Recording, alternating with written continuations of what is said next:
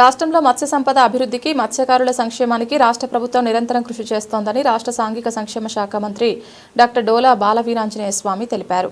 ప్రధానమంత్రి మత్స్య యోజన పథకం కింద మత్స్యకారులకు అవసరమైన వలలను తూర్పునాయుడు పాలెంలోని తన స్వగృహంలో ఆయన పంపిణీ చేశారు. ఈ సందర్భంగా మంత్రి మాట్లాడుతూ మత్స్యకారుల జీవనోపాధి మెరుగుపడేలా ప్రభుత్వం అనేక సంక్షేమ కార్యక్రమాలు అమలు చేస్తుందన్నారు. ఈ కార్యక్రమంలో 7 మంది సంప్రదాయ మత్స్యకారులకు ఒక్కొక్క యూనిట్కు 2,43,000 విలువైన మత్స్య వలలను అందజేశామని చెప్పారు. తదుపరి దశలో మత్స్యకారులకు బోట్లు, ఇంజన్లు కూడా అందజేయనున్నట్లు మంత్రి వెల్లడించారు. మత్స్యకారులకు 50 సంవత్సరాల వయసు నుంచే పింఛన్ సదుపాయం కల్పిస్తున్నామని తెలిపారు.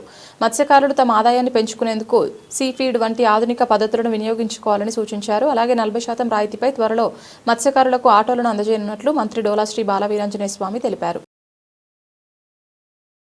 వలలు పంపిణీ చేయడం జరిగింది. 7గురికి రోజు ఒక్కోటి యూనిట్ కాస్ట్ 2,43,900 రూపాయలు.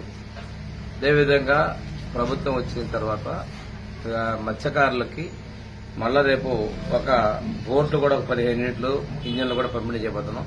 వీటి విలువ కూడా దాదాపుగా యూనిట్ కాస్ట్ 3.5 లక్షలు అంటే 52 లక్షల రూపాయలతోటి రేపు ఇవి కూడా పంపిణీ చేయబోతా ఉన్నాం. ఒకసారి చూసుకుంటే మత్స్యకారులకు ఏదైనా చేసిందంటే అదొక తెలుగుదేశం ఎన్డీఏ ప్రభుత్వంలో చేశాం. 31 కేజీల బియ్యం ఇస్తున్నటువంటి పరిస్థితుల్లో వాళ్ళకి ఆ రోజున 4,500 రూపాయలని మనం మత్స్యకార సేవలో ఇవ్వడం జరిగింది. తర్వాత ఇప్పుడు దాన్ని 20,000 రూపాయలు ఇస్తామని చెప్పాం. 20,000 రూపాయలు కూడా వేటకెళ్లే వాళ్ళందరూ కూడా ఇవ్వడం జరిగింది. వేటకెళ్లే వాళ్ళు వలల్లాగి సముద్రంలో వాళ్ళు భారమైపోతుందని చెప్పే ఉద్దేశంతో 50 సంవత్సరాలకే వాళ్ళకి పెన్షన్ సౌకర్యాలు కూడా కలిగించడం జరిగింది. 2019 ముందే 50 సంవత్సరాలకి మనం పెన్షన్ కూడా ఇవ్వడం జరిగింది. ఈ విధంగా మత్స్యకారులకి బోట్లు, వలలు, అవుట్ బోట్ మోటార్లు ఇవన్నీ కూడా మనం ఎప్పుడూ కూడా పెద్ద ఎత్తున ఇవ్వడం జరిగింది. అంతేకాకుండా ఈరోజు వాళ్ళ ట్రాన్స్పోర్ట్ కూడా 40% సబ్సిడీతోటి ఆటోలను కూడా లబ్దిదారులను తొందరలోనే ఎంపిక చేసి ఆటోలు కూడా పంపిణీ చేసేందుకు చర్యలు తీసుకుంటున్నాం. ఇంతకుముందు సైకిళ్లు, వలలు, అదేవిధంగా మోపెడ్లను కూడా మన ప్రభుత్వం సబ్సిడీతోటి ఇవ్వడం జరిగింది. ఏదన్నా కానీ ఈరోజు మత్స్య సంపద అనేది ప్రజల ఆరోగ్యానికి, చేపలు అనేవి మంచికరమైనటువంటి భోజనం. అదే కాకుండా ఈరోజు భారతదేశాన్ని మనకి రాష్ట్రంలో విదేశీ మార్గద్రవ్యాన్ని కూడా ఈ చేపలు, రొయ్యలు వీటి ద్వారా ఎక్కువగా వస్తా ఉన్నాయి.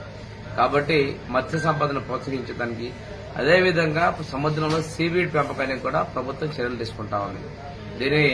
నేను మత్స్యకారులకు కూడా ఆసక్తి ఉన్నటువంటి వాళ్ళు సీవీడ్ పెంపకం ద్వారా భవిష్యత్తులో మరింత ఆదాయాన్ని పొందేదానికి అవకాశాలు ఉంటాయి. మీరు పూర్తిగా వీటన్నిటికీ మనం మారి ఎక్కువగా సంపద సృష్టించుకోవాల్సిన అవసరం ఉంది. దీంతో పాటు కూడా ఇక్కడ మనకి మత్స్యకార సొసైటీలకు కూడా చెరువుల మీద ఆ రోజు హక్కులు కల్పించడం జరిగింది. ఆ మత్స్యకార సొసైటీల వాళ్ళకు కూడా చేపలు పెంపుకోవడం, ఆదాయం పెంపించే విధంగా మీరు చర్యలు తీసుకోవాలని చెప్పేసి మీరు భాగస్వాములు కావాలని చెప్పి కోరుకుంటూ